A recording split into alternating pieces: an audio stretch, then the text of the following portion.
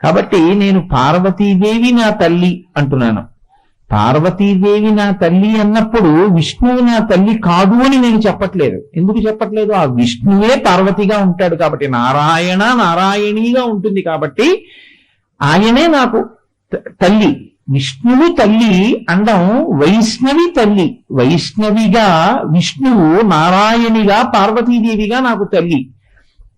కానీ ఇబ్బంది ఎక్కడొచ్చిందంటే, కథాంను లక్ష్మీం చింతయతీహ శాస్తాః. విష్ణువు నాకు తల్లే. ఆడదానిగా మోహిని రూపంలో ఉన్నప్పుడు నాకు అమ్మ. మా నాన్నగారి భార్య కాబట్టి, పరమశివుడి భార్య కాబట్టి గౌరీదేవి నాకు అమ్మ. కానీ విష్ణువు యొక్క భార్య లక్ష్మీదేవి. లక్ష్మీదేవిని నేను ఏమని పిలవాలి? తండ్రికి భార్యలందరూ తల్లులు, తల్లికి భార్యలు ఉంటారా? ఉండరుగా. విష్ణువు తల్లి ఆయనకి. విష్ణువు తల్లి అయితే విష్ణువుకు మళ్ళీ భార్యలు ఎలా ఉంటారు? విష్ణువు తల్లి కాబట్టి తల్లికి భార్యలు ఉండరు. ఇంకా కథాంను లక్ష్మీం ను అని వేస్తే సంస్కృతంలో అనుమానం వచ్చింది అని గుర్తు. కథాంను లక్ష్మీం చింతయతీహ శాస్తాః. శాస్తాః అంటే శాస్త్రము తెలిసి ధర్మమును నిలబెట్టేవాడు అని గుర్తు. కథాంను లక్ష్మీం. నాకు లక్ష్మీదేవి ఏమవుతుంది? నేను ఏమని పిలవాలి లక్ష్మీదేవిని?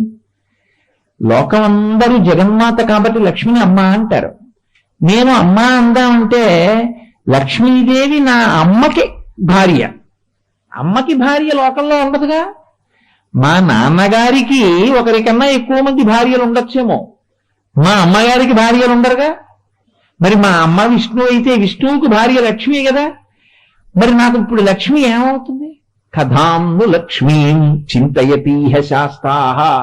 నాకు లక్ష్మీదేవి దగ్గరికి వెడితే అమ్మా అని పిలవాలా, ఏమని పిలవాలా? అసలు నాకు ఆవిడికి ఉన్న బంధుత్వం ఏమని వస్తుంది ఇప్పుడు?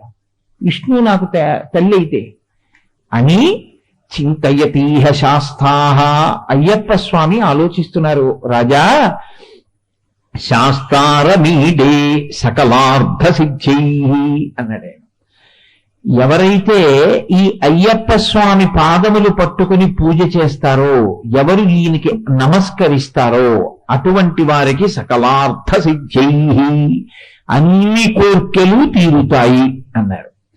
ఈ మాట చెప్పగానే అప్పటిదాకా ముక్కు మీద వేలేసుకుని నాకు లక్ష్మీదేవి ఏమవుతుంది అని ఆలోచించినటువంటి అయ్యప్ప స్వామి ముక్కు మీద వేలు తీసేసి చెయ్యిలా పెట్టి అభయహస్తం పట్టారు. వెంటనే రామరాయల వారు అప్పయ్య దీక్షితుల వారి మెడలో పూలదండ వేశారు. నువ్వు అయ్యప్ప స్వామి మనసులో ఉన్నటువంటి రహస్యాన్ని పసిగట్టావయ్యా. ఆయన ఏది ఆలోచిస్తున్నారో నువ్వు పసిగట్టావు. పసిగట్టి ఇటువంటి శ్లోకం చెప్పగలిగావు. అయితే ఈ శ్లోకానికి సమస్య పరిష్కారం ఏమైనా ఉందా అంటే, అప్పటికీ ఇప్పటికీ ఎప్పటికీ సమస్యకి పరిష్కారం ఉండదు. ఎందుకో తెలుసా అండి? ఎలా వస్తుంది పరిష్కారం? దానికి పరిష్కారం సాధించడం కుదురుతుందా? ఉండదు. అమ్మ విష్ణువు అయితే విష్ణువు భార్య ఏమవ్వాలి? అమ్మకి భార్య ఉండదు. లోకంలో అమ్మకి భార్య ఉండదు కాబట్టి అమ్మకి భార్య ఉండని స్థితిలో బంధుత్వం ఎలా చెప్తారు మీరు అయ్యప్ప స్వామికి లక్ష్మీదేవికి? చెప్పడం కుదరదు. నేను లక్ష్మీదేవిని ఏమని పిలవాలి అన్న విషయంలో అయ్యప్ప స్వామి వారు ఆలోచిస్తూ ముక్కు మీద వేలు పెట్టుకున్నారన్నది నిజమే అని నిరూపించారు అప్పయ్య దీక్షితుల వారు. అంటే నేను ఎందుకు ఈ విషయం మీతో మనవి చేశానంటే, అయ్యప్ప స్వామి ఒక్కరు లోకంలో అంత ఆశ్చర్యకరమైనటువంటి అవతారం. అటువంటి అవతారం ఇంకొకటి లేదు. అసలు శివకేశవులు ఇద్దరికీ ఆయన కొడుగ్గా రావడం ఏమిటండి? అది ఎలా సంభవం? అలా ఎందుకు పుట్టారు అసలు? అలా శివకేశవులు ఇద్దరు కొడుకుని కందామని ఇప్పుడు అనుకోరు కదా. అలా ఎందుకు అనుకున్నారు? ఇప్పుడు అయ్యప్ప స్వామి వారు ఎక్కడుంటే అక్కడ ఏమవుతుందో తెలుసా అండి? శివకేశవుల మధ్య బంధుత్వం వస్తుంది. అది ఎటువంటి బంధుత్వం? మామూలు బంధుత్వం కాదు, దాంపత్య సంబంధం వస్తుంది. దాంపత్య సంబంధం వస్తే వచ్చే పెద్ద ప్రయోజనం ఏమిటో తెలుసా? మీరు కనీసం వాళ్ళ మధ్యలోంచి కూడా నడవకూడదు. దంపతుల మధ్యలోంచి మీరు నడవరుగా. కాబట్టి అయ్యప్ప స్వామి ప్రాంగణం ఎక్కడుంటుందో అక్కడ శివకేశవుల మధ్య భేదానికి సంబంధించిన మాట ఎప్పుడూ మాట్లాడకూడదు. కోపం వస్తుంది వాళ్ళ అమ్మగారికి నాన్నగారికి. అంత గొప్ప స్వరూపం ఆ స్వరూపం. పైగా మీకు ఇంకొక గమ్మత్తు ఏమిటో తెలుసా? శివుడు జ్ఞానమునకు ప్రతీక. ఎందుచేతనంటే ఆరోగ్యం భాస్కరాదిచ్చేత్ శ్రియమిచ్చేత్ హుతాశన. మీకు ఎప్పుడైనా ఆరోగ్యం కావాలి అనుకుంటే సూర్యనారాయణుణ్ణి ఉపాసన చేయాలి.